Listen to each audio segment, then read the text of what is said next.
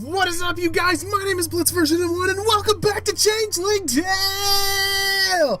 That's right. This is the game I've been trying to keep quiet about. I got in touch with not only the entire team, but Little Napoleon himself emailed me after one of his developers on this game hit me up on YouTube saying that they would like for me to continue to play this. So they hit me up with the Discord and everything like that. So I've been talking to these guys left and right. Well, not exactly left and right. I've been kind of peeping in on the Discord, keeping a good eye on. I'm really shy when it comes to talking to developers. This is my first developer, you guys. This is amazing for the channel and for me as a YouTube and a content maker. And the fact that you guys out there, the Changeling Tale Development team, you liked my videos so much that you want me to continue, and you sent me a copy of it. It's just amazing. Like, oh my god.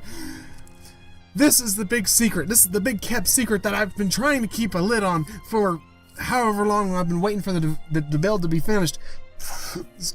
So I can't wait. I've been just dying for this, because then as soon as finally the build got released and I got it, it was reaction week, so I had to put it on hold for reaction week for you guys. So now here we go. We're gonna have to play the Changeling Tale again.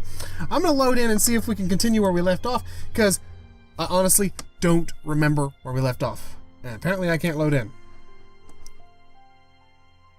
Crap. That's fine. That's still cool. But yes, I can jump. Can I jump? Because I honestly don't remember. Navigation. Oh yeah, I can. Oh, I'm gonna start off. That's completely fine though. We're gonna start over. Screw it. Yeah, all quiet. Yeah, I got a choice.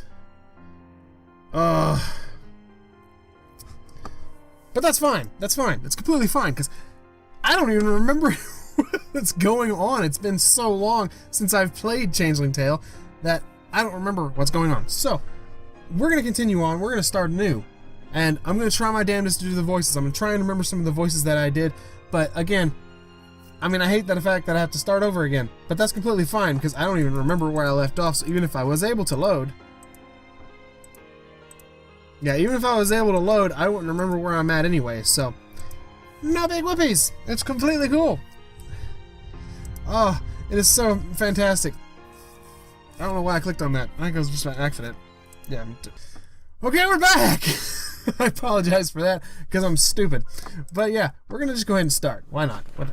This game is intended to show for mature audiences, show adult. Yeah. Duh.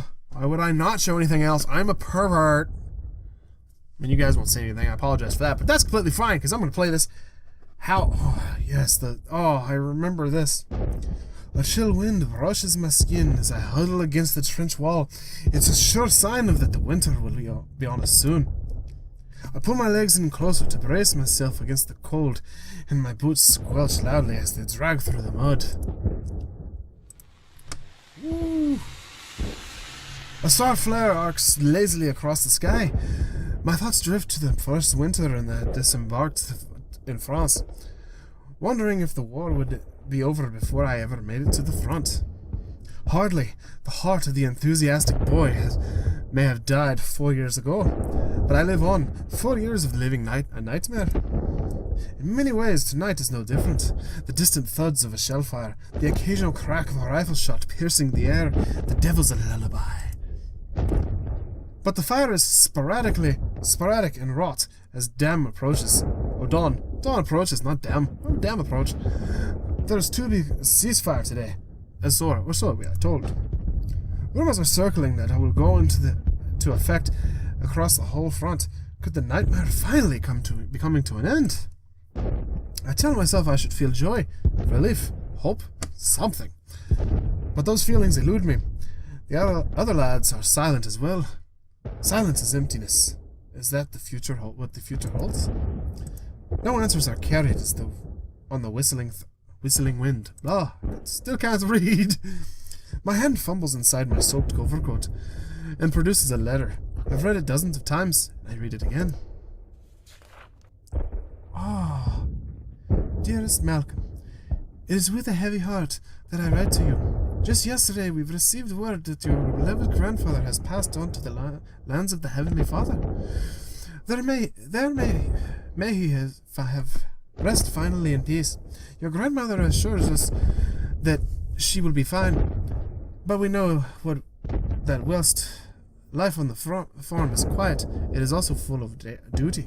We fear she will be unable to make ends meet without assistance, particularly in these troubling times.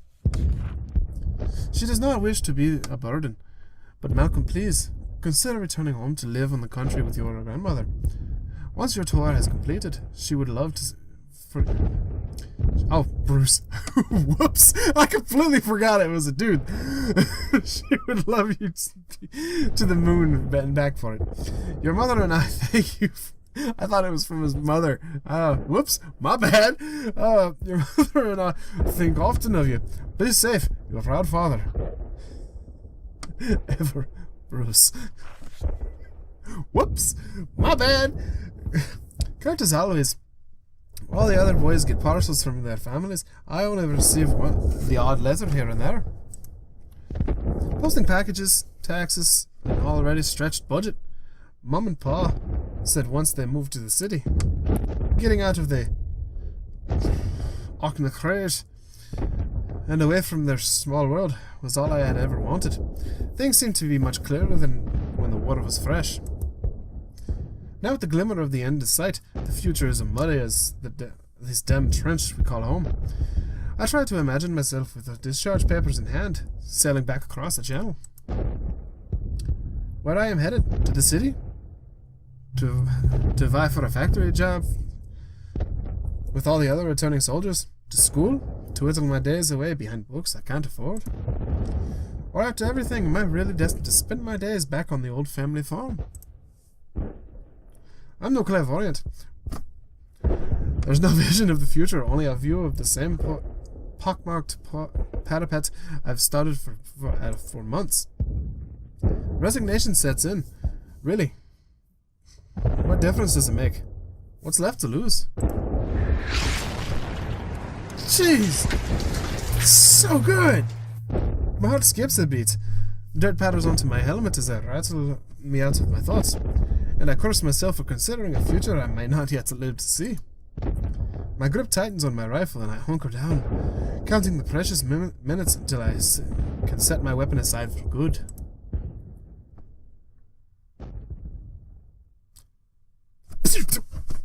That would fucking suck if you guys did that, by the way. Once I knew I was returning home, I was flooded with relief. My life could begin again. Malcolm was safe. That was all that matters. He was alive. Who's reading this? I can only hope he was unharmed and that no further danger would ever come to him. Oh, I got tingles. Oh, I got tingles. Woo. Changeling Tale. Woo. Yes. I'm so excited. Like I said, I don't care. I'll start this game from scratch every time if I have to, because this game is so amazing, you guys. I cannot stress this enough, how awesome and how utterly awesome the Changeling Tale team is. I mean, it's just amazing. Little Napoleon hit me up through my emails and stuff like that, and when I found out it was all completely legit, I felt like I was so giddy and so excited. Oh, that's so cool! Like I said, I mean, they say the newest stuff is going to be in much, much further ahead. I'm not going to give any spoilers, because I mean, not any of it was actually spoiled for me through the Discord or anything like that. But I've been trying to practice some of my voices, trying and keep a Scottish-like voice. Almost home, Hazel. I lean forward and pat my new companion on as we trot along the ridge towards the village. It has been quite a long ride from the... Sorry, I still can't read some of these words, but Strathcarron, where I picked her up at an auction. Oh my god, that's still loud. The man offers a disapproving snort, as if to say clearly, this is clearly not her home. Home. I weigh that word in my mind. Is it truly my home anymore? I've trod up and down the road almost all my life, but that feels like ages ago. All around us the foothills roll musically, like lines in a songbook. I would like to think I could still play a few notes on the flute my father whittled for me out of pine when I was just a wee lad. The memories are flooding back, alright, but they feel disconnected. as if they were from someone else's life, like sitting in the audience in a moving picture, blah, blah, blah. Still, I can't help but feel emotional from the familiar scenery, the bluebells, the heather air, and heather are in full bloom. Though it is May and still the season of the cold spells. It's almost enough to quell the memories of the desolated landscape I left behind. A fresh start and a clean slate. Maybe this can be called home once again. Oh, so amazing. I miss this so much. Oh, the staginating, yes. Oh, it's so pretty. You guys have done fantastic. Even in chapter 1, even in this first chapter that I've played, I think, twice now? This will be the third time I've started. But at the same time, it's completely worth it. This game is phenomenal already, still. The sky is getting dark as we finally make our way into Achnacreth. The humble cluster of aging dwelling beckons us in, a cozy oasis in the raw landscape of the Highlands. As we navigate the well-trodden path, I realize that something feels off. The tiny village was never much for hustle and bustle outside of the market day, but apart from the crunch of a gravel under Hazel's hooves, the whole place was eerily silent and still. I shake my head. The war's touched here too.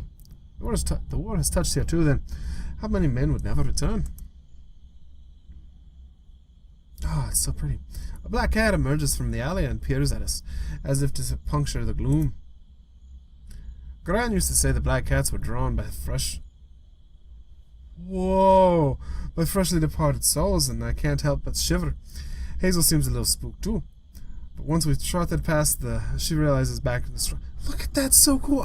That was not there last time. That's a nice little touch. That was cool. We round the bend and finally hear sounds of life from the building ahead. The animation is great already, you guys. You guys did great on that. Stag and Nettie, of course. Definitely merry even at the toughest of times. My stomach rumbles, reminding me that I have not eaten since the single biscuit at the train stop this morning. A pint and a hearty stew would for sure fill every craving inside me right now. Sure, the music and laughter are inviting. A short detour won't do any harm, will it? After all, it's been months since the letter. Surely Gran can wait a few hours more. I slide off Hazel and loop her reins tightly around the post. Oh, hi Hazel. I've missed you, Hazel. You're so beautiful. Tightly, because I'd quickly learned she is a sour girl, almost petty in her erratic behavior, and apparently why I received her at such a fair bid. She glares at me disapprovingly. Buck up. I'll be treating you well enough. It's just a quick stop. Just a quick stop, love. I'll be out in a jiff. And sober, too.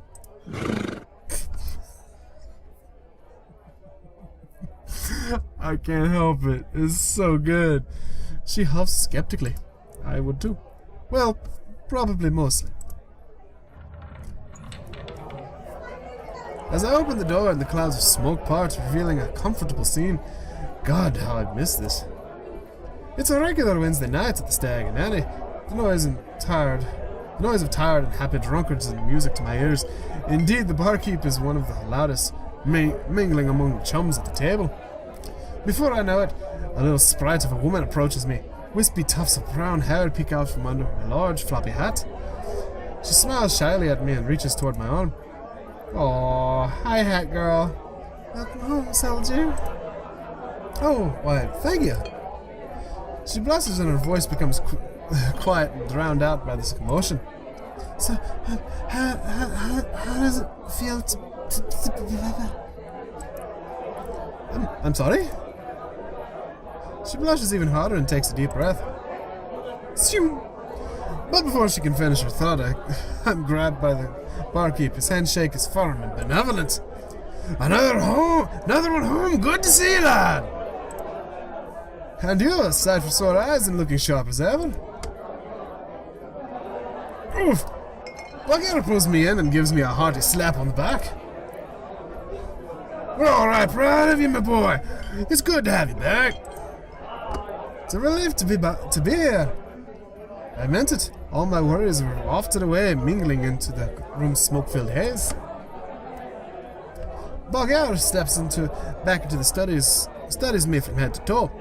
It feels like an officer's inspection, and instinctively my body snaps into attention and he nods. Oh, he nods. You were but a wee-lad when I served you your first brew. Let me pour you another. A beer for the man! As Bulgaria heads to the bar, others gather around to congratulate and welcome me back. It dawns on me I'm still in uniform. Identifiably as a homecomer, a survivor. I spot similar welcomings throughout the bar, and I wonder who I might remember. I hadn't seen any of my friends since before the war. They separated most of the recruits from town into class regiments and scattered us leagues apart. There are a few recognizable faces, older gentlemen I know by looks, not by name. But most of the pub goers are the elderly sort, absent are the lads of my age, with whom I'd raise a ruckus. I tell myself that they are still overseas, waiting for their ticket home. Best not to dwell on the alternative. Come to think of it, I didn't recognize the brown-haired girl from town earlier. Well, wait, had she left already? My stomach rumbles again, reminding me why I came. I negotiate through the gauntlet of handshakes and backpats on an empty seat at the table. Before I know it, Bulgaria places a pint in front of me. A delectable, flaky bird appears soon after. Wait, hold on, let me retry that. A delectably flaky bridie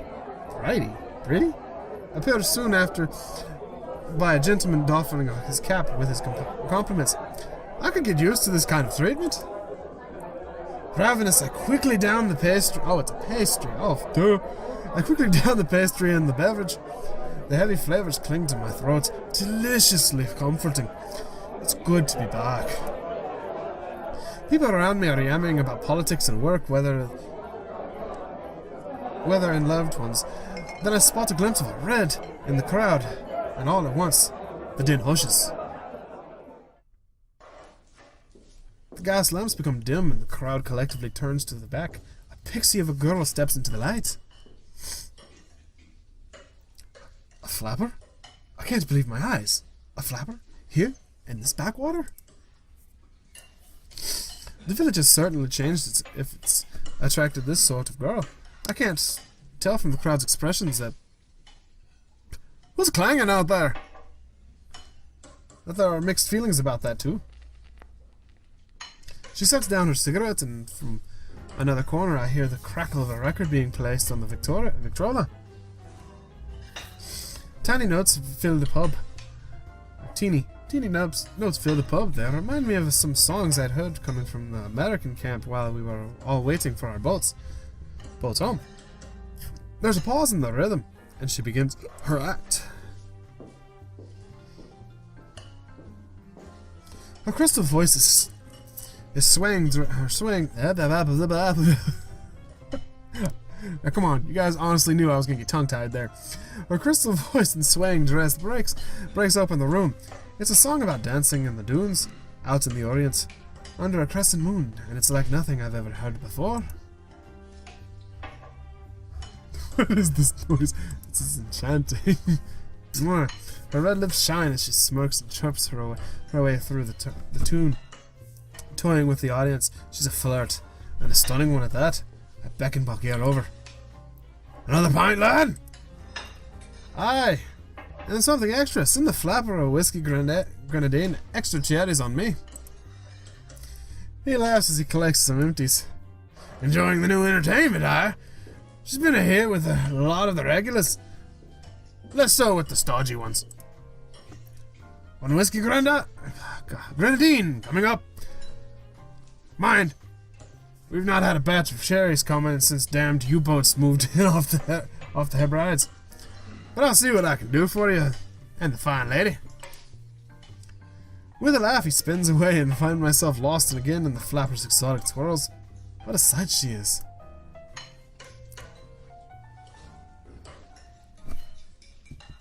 Oh, he's enjoying the piano there. Eventually the performance comes to an end. One last pirouette and a tease of a curtsy, and the crowd bursts into a holler and applause. Hell yes. As she prepares the next dance, a few older fans press closer on the unusual creature.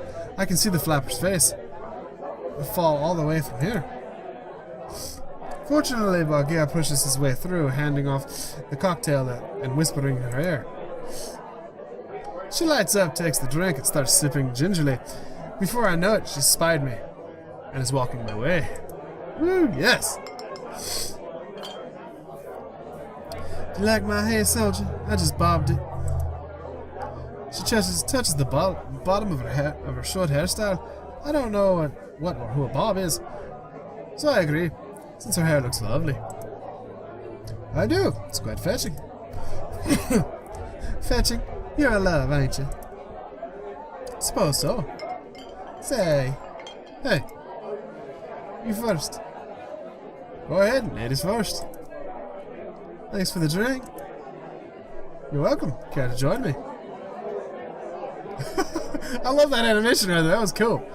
I tapped the seat next to mine. The flapper slides in next to me and downs the drink in 2 long, slow sips. She licks her lips. Oh, thirsty, eh? Time for another? We'd love to, but old man Balgia doesn't give me much time for a brag. She winks at the barkeep, who nods knowingly. I'm back on stage. The flapper bounces off to the floor as the controller starts up. Another tune she sings, spins, and shimmies with her head bobbing.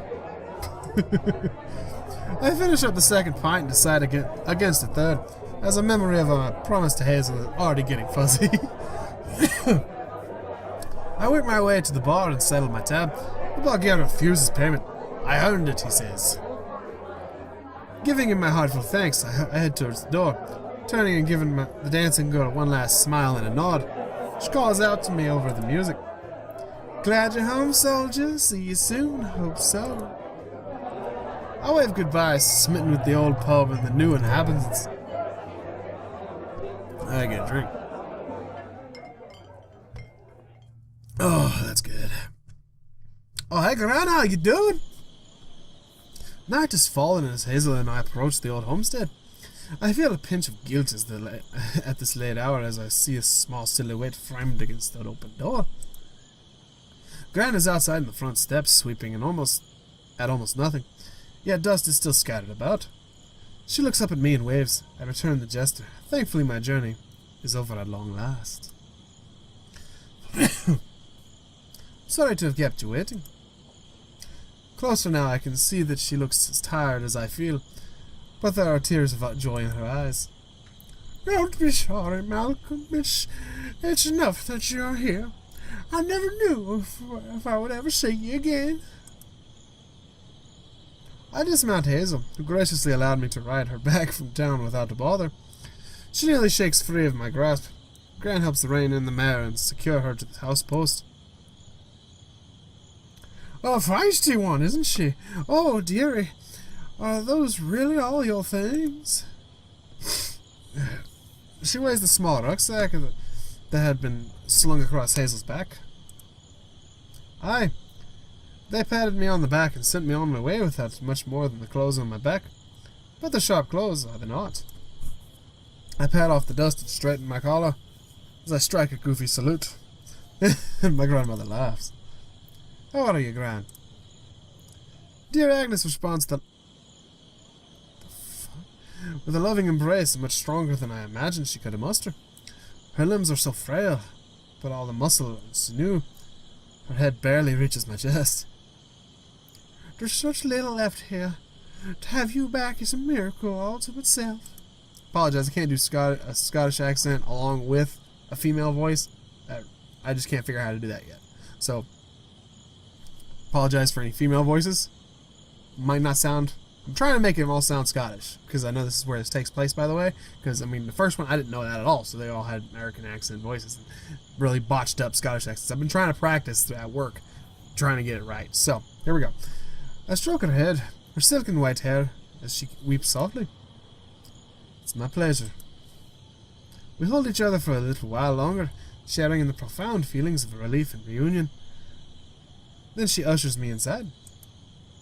Oh, come. That one sounded like the other voice I did. Come in before you catch cold.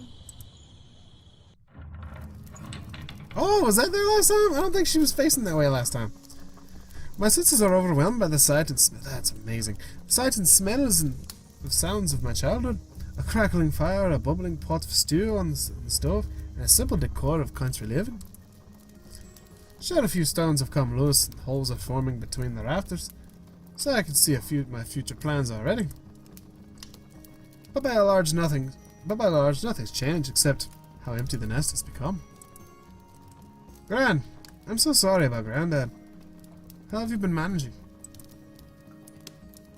She turns from the stove and waggles the ladle in front of me. We'll have none of that tonight, young man. A weary traveler should not dwell on what's behind us. Despite the nosh at the pub, I welcome a bowl of stew and Gran places in front of me. It tastes even better than I remembered. She pours me a whiskey to down it all, and every part of me is warmed through. Tonight you will sleep well in a warm bed. Every night now, for as long as you want. She laughs. Even if that be after I leave this earth. Gran, what's the thing to say? Ah, but it's a true thing. Something I realized after your mom and dad moved to the city and your grandfather passed. This life we have is finite. I cherish all of it now. As you must as well. Apologize. It's as if she's been feeling around for my soul and knew where to look for it. She hit me right to the spot the first try. Yes, I know it's all too well. I take her hand in mine and both of us, tipsy from food and drink, have good company. Let's have this moment here. Grandmother pulls me in close again and she holds me the way Mom used to. I don't know if I could ever bear leaving this table. We laugh, we cry, and we stay up late to the night.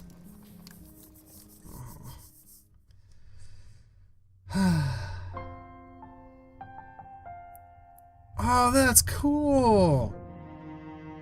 I like the transition screen. This is nice. And I like that design of that sun. That is a really cool design. You guys, fantastic. Oh, I love the sounds. I wake up to the sound of a kettle coming to a boil. The sun is yet to fully arise, but I can smell the tea brewing and something fresh baked. It's a challenge getting myself up and out of bed. The goose down quilt, even with its bare threads, is so warm and comfortable.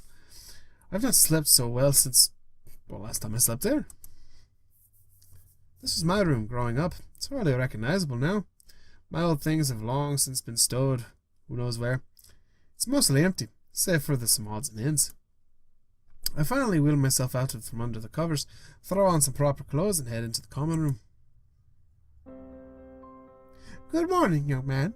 I have biscuits on the hearth and potted eggs on the table. Fresh cream in the pitcher, sugar cubes in the jar.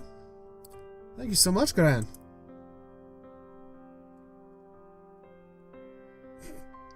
I give her a good morning embrace and she squeezes me tightly again, an impressive and gentle vice grip. When she steps back, she is suddenly all business. Now, I've already fed Hazel her breakfast. Once the dishes are done, I'll go tend to the herd and clean the barn.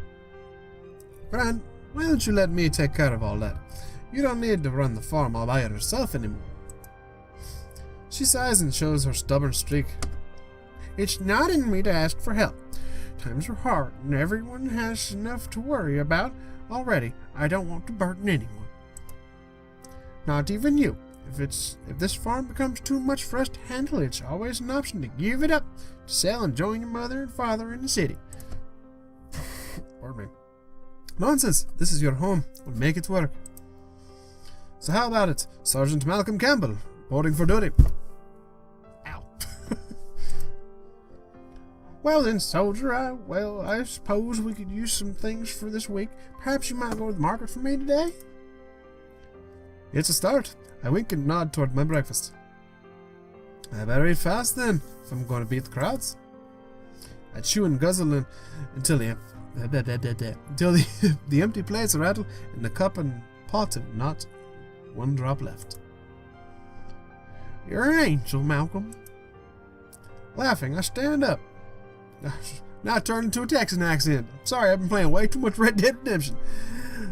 Laughing, I stand up, shoulder an old overcoat like Granddad's, and give a Gran a peck on the forehead. Don't you forget it. I'll be back soon, Gran. I think I'm losing the accent. Shoot.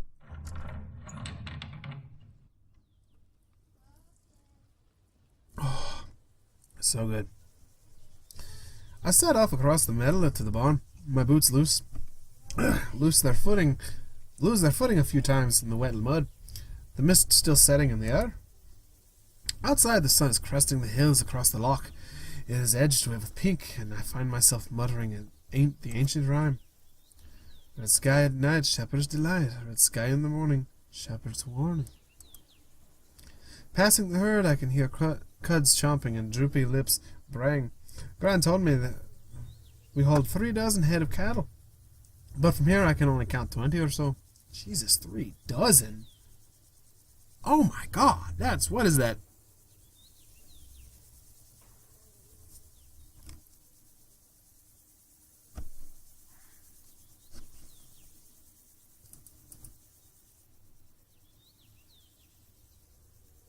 Is it raining outside? Well, whatever. Is there count off? Or was it just a wee bit of reassurance through exaggeration?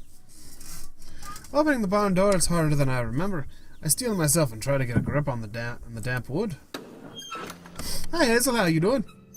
As the door slides open, I see Hazel standing impatiently in her stall. I'm reminded of the difficulty Gran and I had stabling her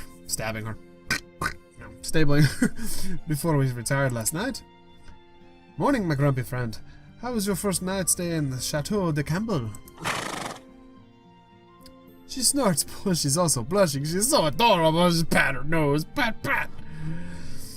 She snorts, poor Hazel. Now in the light, I can see her drafty old barn is in much worse shape than the homestead. Sunlight beams through the countless holes in the rafters. Patching the barn's roof, it's another chore to prioritize. Oh, no finer accommodation for miles. Don't you worry, we'll take care of the place together. It'll be a ship soon enough. Her head rolls dramatically as she flicks her mane off her eyes. She apparently isn't amused, but I can't help but laugh. Oh, come on now, it's not that bad now. Let's get you hitched up to the cart. It's market day today. We've got a lot to pick up. Hazel nudges my chin with a velvety muzzle. I settle into it, and my hands and arms reach instinctively to her cold head.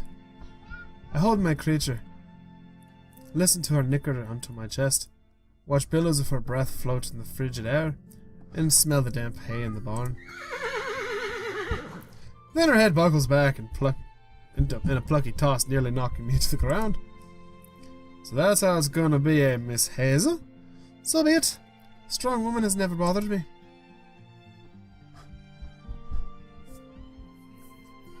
I get some treats. I remember the drill manual I was issued a section of horse discipline. It works well enough for all the good it did once we were dismounted and dug in. Those who act with inhumanity they obey reluctantly. Those who treat them well are always repaid by obedience and ready action. Alright, I get it. You still don't trust me. I tell you what, if you behave, maybe we can find a special treat for you at the market. How does that sound? Hazel's eyes me skeptically, but noticeably calms as I carefully fasten her saddle. Aw, I'll go. That's more like it. It's time to get on the road. My nose is just like freaking stiff. Oh, it's so pretty. Oh, I can never get over how beautiful this game is, you guys. I mean, seriously. Hazel is none too thrilled about towing the small cart, but she has only bucks a few times on the ride into town, so I consider it a success. Out of my elbow.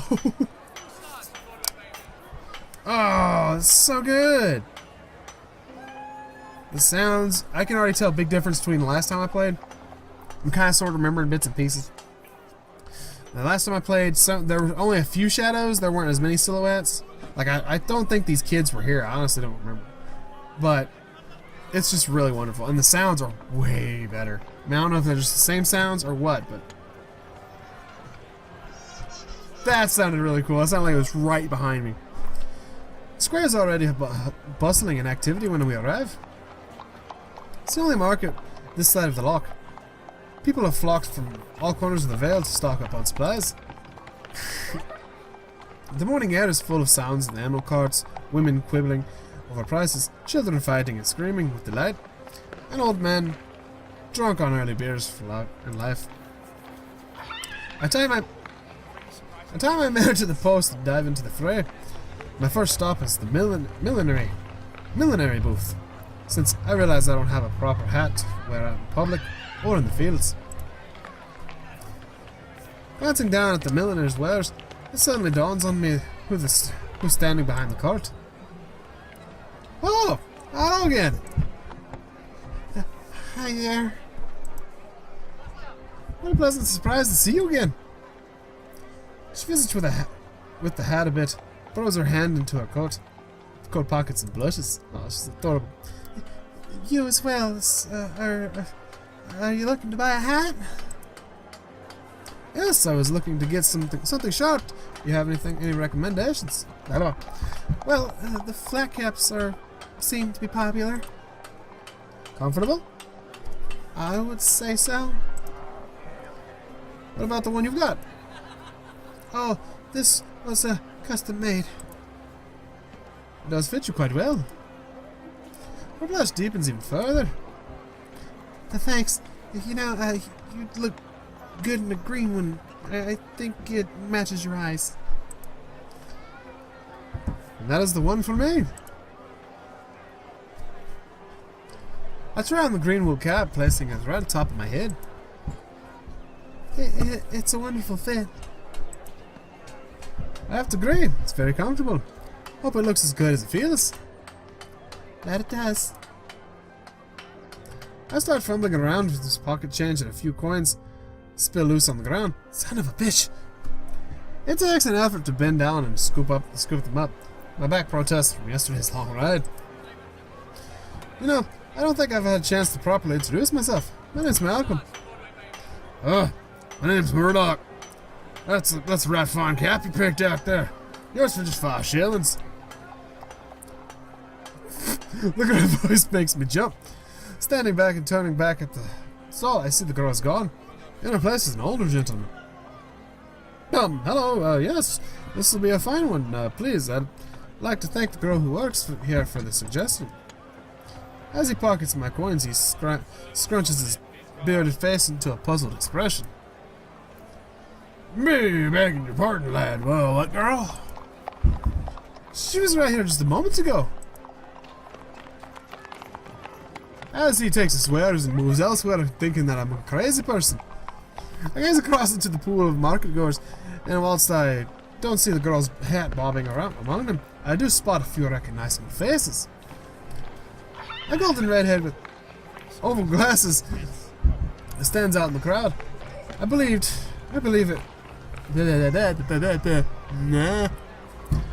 I believe it to be my childhood teacher, although she doesn't look a day older than I remember. The cheesemonger, on the other hand, is just as old as I remember. His grizzled hands are barely strong enough to cut the wheel, and his eyebrows are so long, I can't even fathom how he sees. Then there's the withered boy hawking newspapers out of a woven basket. He has grown a thing from a tiny young one who's a sickly-looking boy. Poor lad. I'm hesitant to approach any of these folk. From years past, who's to say they know me anymore? I dare say I hardly know myself. Then I see a young woman, arms piled high with groceries, cloth, and assorted sundries, moving through the crowd with a purpose. Her arms tremble under their weight. Instinctively, I reach out and catch a sack of flour before it hits the ground. Ah! I'm so sorry. Not a problem. I don't want you to lose that.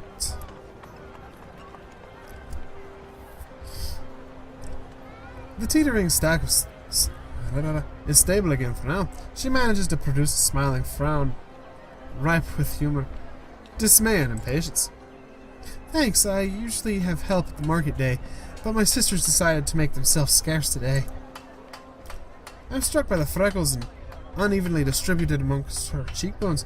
The dark green blouse she wears makes her red hair glow like the rising sun.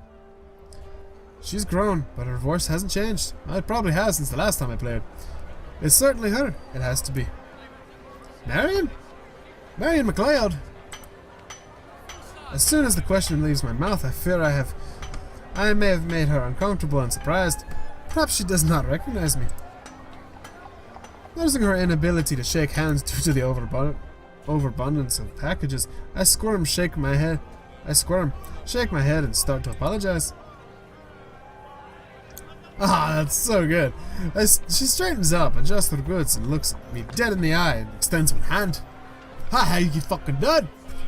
It's good to fucking meet ya! I am Marian. Her handshake is firm. She squints at me, perhaps because of the bright sun. Then her face breaks into a smile. Malcolm! She sighs with relief. You're home! The wind blows across the familiar face, no longer that of the girl I knew with her childhood, but as the woman she's become. She steps toward me as if to offer an embrace, but is too bogged down with the groceries to do anything about but stare at me wide-eyed. Her visage is warm and youthful, but her eyes are maturity beyond their years. Back and still in one piece, hopefully. How are you and your sisters? Grace and Jessie, well, we are still managing to make ends meet on the homestead. We're still neighbors then. And your parents? I catch myself. Your father? Her mother passed when the girls were young. I should have remembered before I spoke. So basically open mouth instead of foot situation there. Father is still away. He's overseas, serving as an officer. We're tending to the place ourselves. Your hands must be quite full of that. She laughs and shifts her weight again, obviously still struggling under the load. In more ways than one. I had better get back to my errands before I drop everything. It's so wonderful to see you again, Malcolm. Please stop by our home anytime. All of us can catch up. It's been too long. She nods in a farewell and turns back towards the fray of the market. Offer to help. I have to help. I'm a helpful kind of guy. Especially if I saw a good friend of mine struggling with something. I'd help. I would try and help. Unless they said, no, I got it, and they took off. And I'd be like, alright, fine, sure. I'll help you. I'll carry some of your shit. But if you don't need my help, then fuck it. Just fuck you. Just kidding, I wouldn't say that. Seeing my old friend wrestling with all those unwieldy supplies breaks my heart. Say, Marian, do you want an extra set of hands for the day? She turns back around, perhaps caught genuinely surprised by the offer. I hope I'm not embarrassing myself, or her. I have time to help you with your shopping if you need, seeing as your sisters aren't around to help you. Really? That's very generous of you. I mean, if you're sure you're not in a rush or needed elsewhere. Of course. That's what good neighbors do. Well then, yes, thank you. It would help me tremendously.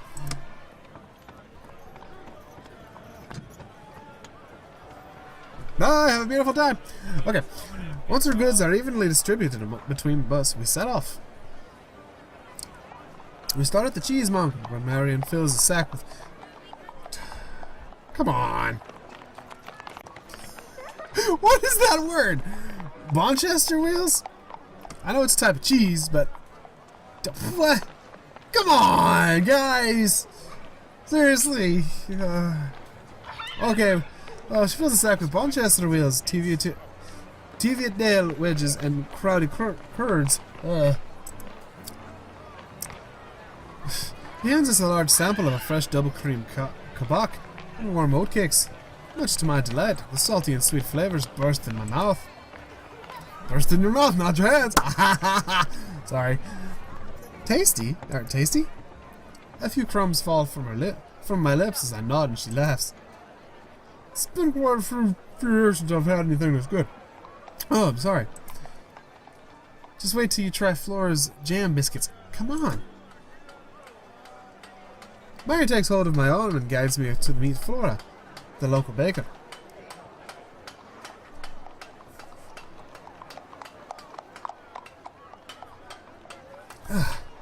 Whilst I ogle the breads and pastries on the market stall, Marian coaxes a few samples for us. Flora hands us some sugared biscuits. I take a bite and they are frickin' indeed heavenly. I do all the baking at home. The jam biscuits I get here are so delicious. They just melt in your mouth. Oh, so good. Melt in your mouth, not your hands. Haha. Sorry. Oh god, that was so bad it made me gag on my own joke. Who's that? I smiled, barely able to contain the pleasure. It's been ages since I had sweet treats like this. Now I'm gonna take you to the tailor. To let my pants out? Am I already fattening up?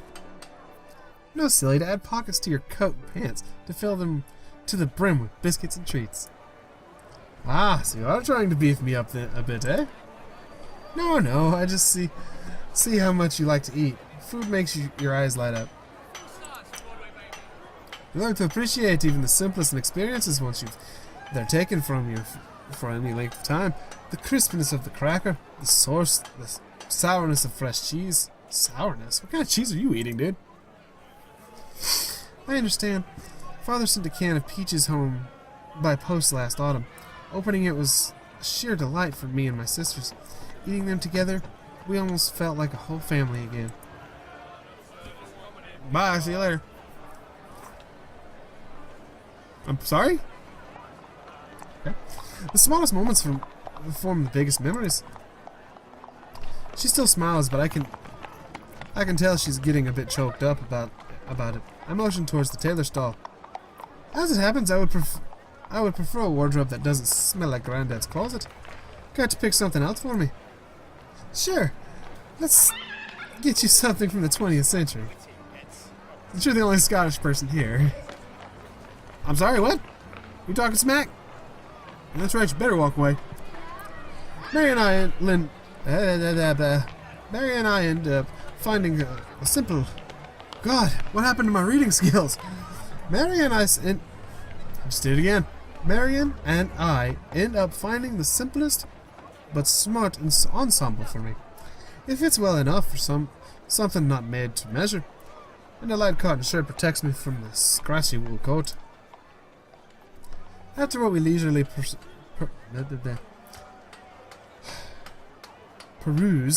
up and down the vendor's carts, I try to remember to get what I came for as well. Building supplies, barn tools, a few things for the pantry, and of course a healthy supply of treats for Hazel.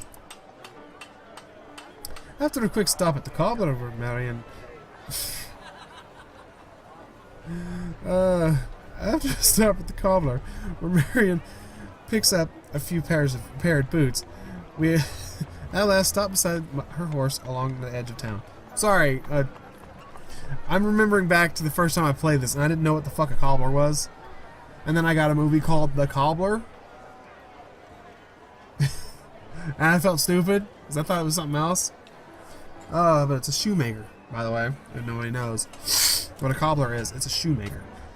Okay, I read that one all without the accent, whatever. As she loads up her saddlebags, she looks at me, laughing. You know, I don't think I've seen anyone our age so excited to go to the market. I find it so mundane most days. Huh, I'm actually surprised at myself. Too, I reflect back on the morning of mirth and relaxation, two emotions I've not experienced in some time. Happy to help any time. I'll take a new routine over an old one any day. Old sites? Yes, old sites, but I can handle that.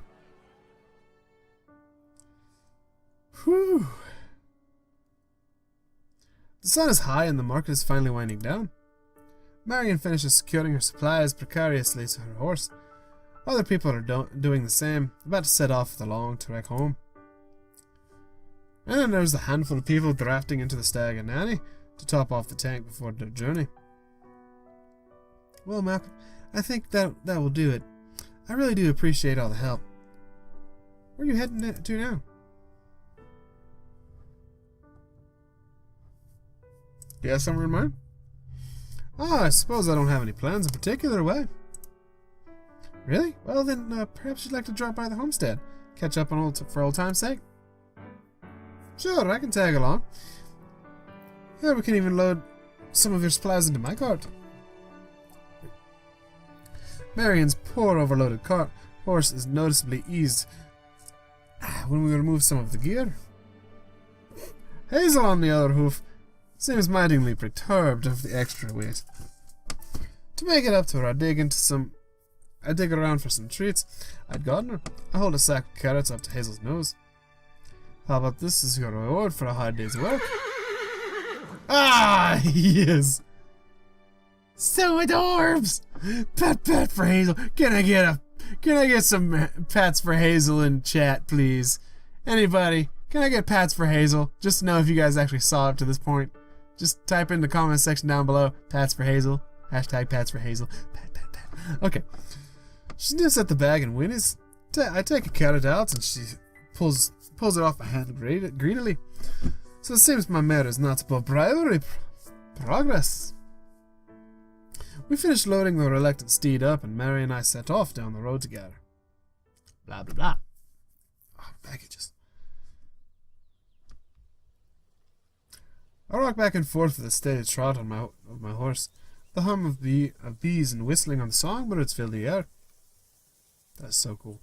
Everything is so peaceful. That is so amazing how you guys did the audio, by the way. That is awesome.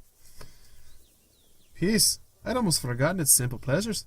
Glancing over at Marian, who rides beside me, I'm overcome with relief to be safe and welcome back. Hi, Marian! You're adorable! She catches my eye and smiles. How does it feel to be home? I don't know. I've definitely not been home long enough to let the feeling sink in. I understand. It's alright if you'd rather not talk about it. Understand. I'm having a hard time getting a handle on my feelings myself. I wonder how much I should share. How much I can share. Open up. Time and events have brought us together here, and I find myself wanting to open up to her. Truth be told, a lot of things seem tremendously different from the farm, the town. Everything has kept going on without me, and changed so much. What about the people? Some. You have certainly changed. Oh, really? How so? You look like you're an adult now. Older, wiser. I realize there may not be an appropriate way to express that she's gone from a young woman to a, well, I certainly couldn't say blooming lass out loud. I guess we're both adults now. Childhood certainly passed us by. There's something wistful in her expression. I feel nearly the same. I don't ever remember the luxury of being a child, though I'd like to think I'm a bit more grown up when you last saw me. Time will do that. Milking cows and grinding chaff will also do that. My cheeks go red. Oh, I don't mean to say you look old. Her smirk is reassuring. I know, sometimes I just feel a little out of place. Like the whole world has moved on, or disappeared. And here I am, trapped doing chores until eternity. Oh, listen to me. I don't even... Oh my god, that sounded like a real fly. I don't mean to sound ungrateful. I'm happy to have a safe and warm home. But the day-to-day drudgery? Yes, I see Jessie out having a grand time, and I look at poor Grace, who never seems to even want excitement. Well, what do you want? She shakes her head. I don't know, I guess. Just once I'd like to forego my chores to go to the pub and have a pint. You couldn't? I just can't. There's too many responsibilities. With father away, I would feel an endless amount of guilt if I let everything fall behind. Oh, that isn't the way to live, Marian. Even a hard-working woman must afford herself a frivolous now and then. Maybe one of these days, the farm learns to run itself. Then you can guide me on how to live a more daring life. Yes, I'd gone off in search of a daring life, and found it. All right. Perhaps. Be careful what you wish for.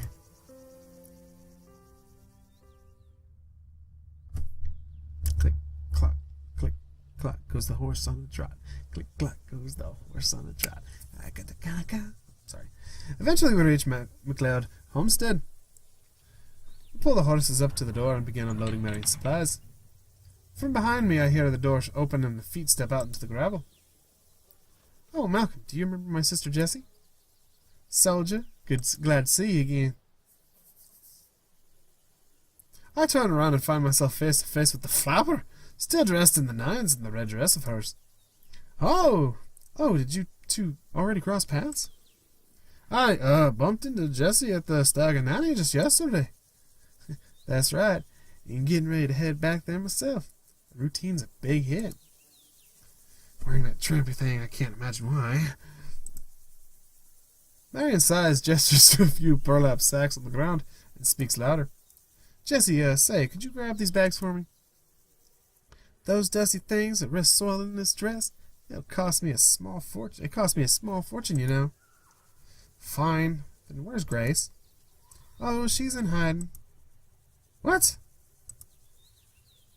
Like always, she's gone down to the water's edge. I believe she took a bottle of ginger snaps and a jar of sardines. Lord, that girl. I never know what she's thinking. Sounds like quite a meal. There's Grace for you. I can see Marian's patience is wearing thin. She looks at Jessie exasperated. I said that word right. This seems to be a sisterly conversation in which I ought not to overhear or participate. I have very little memory of young Grace, but she sounds like a pistol.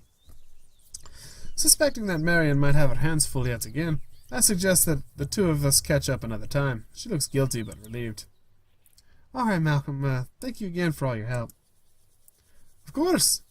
If there's anything you need, you know where to find me. Just down the road. I bid the girls a fond farewell, promising to take Marian up on her offer for dinner and reunion of old friends. See ya. Good day, Malcolm. Give our best to Agnes.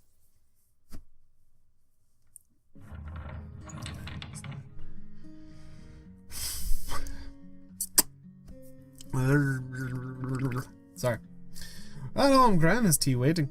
After putting away our market goods, we dine lightly on mutton broth and wheat scones. So how out with it, dear? Tell me about your first day back. There isn't much to say. Market was an adventure, though. Crowded, but fewer goods than I remember from the last time I was there. I'm sure it'll be some time before things get back to the way they were, if they ever do. Everyone's been feeling a bite of the war, love. Did you run into any old friends? Well, I did see the two McLeod sisters, McLeod girls, Marian and Jessie, too. Ah, Marian is dear, and it's been some time since I last saw Jessie. Though, how are the family? I'm sorry, I'm from Texas, apparently. They seem to be doing well. Oh, son of a bitch, I just did it again. They seem to be doing well. I imagine it's been quite difficult with their father gone. I agree. You know, Marian usually stops by weekly with cornmeal and eggs. She usually brings me some bread and muffins as well. I usually repay her by asking her to take mail into town or darn my sock holes. Terror that I am. I nearly choke on a stew at the thought of having to handle Agnes's socks. A fate I wouldn't wish upon no one. Gran, you know, she works very hard tending to their farm, taking care of her sisters. Do I take more admiration in your voice? God damn it, why is she freaking Texan? I blush from ear to ear. She took good care of me today, is all. It's nice to come back and such a warm welcome. I can tell. Taking care of people is just in her blood, Malcolm. I laughed, shaking my head. Well, if nothing else is encouraging that you accept for help from time to time. That you accept her help from time to time. God. On the rare occasion, yes. So, what is Jessie up to these days? She's taking up singing at the Stag and Nanny. Oh, is that so? She does have a lovely voice. I suppose Bulgaria talked her into that. No, I get the sense it was her idea. She's very much her own woman. How I miss her laugh and her brawdy jokes.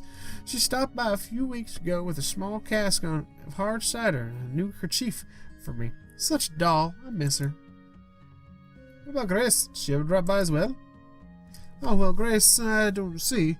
Honestly, I don't remember the last time she was by. Ever since Christmas, she's been holed up on the farm, I hear.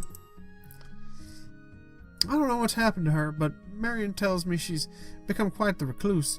Doesn't speak often, spends most of her time outdoors, wandering. I'm sorry about the poor child. Jessie takes her to the pub now and again to get her out of the house, but I fear she might be in the best influence for such a young, troubled girl. I nod and sip my tea, then finally ask what I've been avoiding as long as possible. And my parents, do they visit? Grandmother becomes distant, casting her eyes downward. They're both well and truly settled in the city. Your mother is a seamstress in a factory. Your father works in the mill floor manager. Too busy to come calling on this old maid. That is that. Guess I'm not surprised. Though. I'm saddened that they abandoned poor Agnes.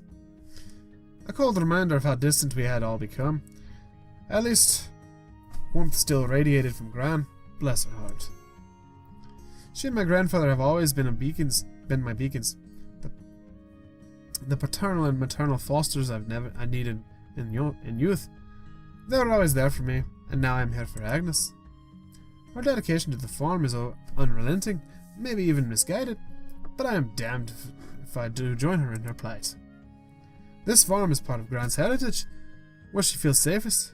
I can never bear to rip her from it, or from the village.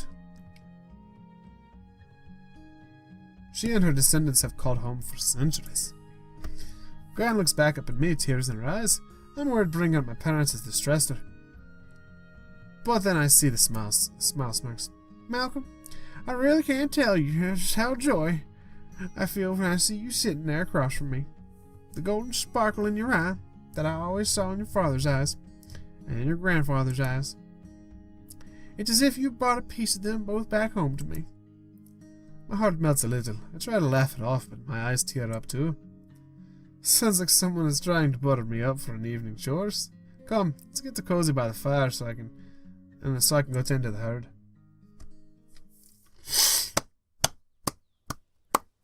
And on that note, you guys, I'm going to have to end it. Oh, it's autosave deal. It's a queue. Oh, quick saves. Hey! There are all my saves. March 15th, 2018. Where? There's my saves! Nani? Okay, I'm gonna save in this bottom slot.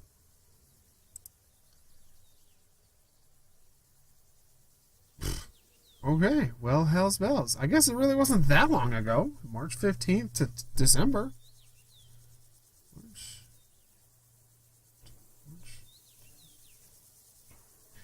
April, May, June, July, August, September, November, October. Been 9 months. Oh, holy shit. That has been very long. But yeah, I'm going to go ahead and end it here, you guys. I don't know if I'm going to start... I'm probably just going to keep continuing on here, because so far, a lot of the stuff is the same, but different. I mean, the animations from scene to scene is much better, and I'm trying to stick with the Scottish voice for Malcolm all the way through. Even the internal dialogue, all the men's voices are going to have some hint of a Scottish accent or something like that.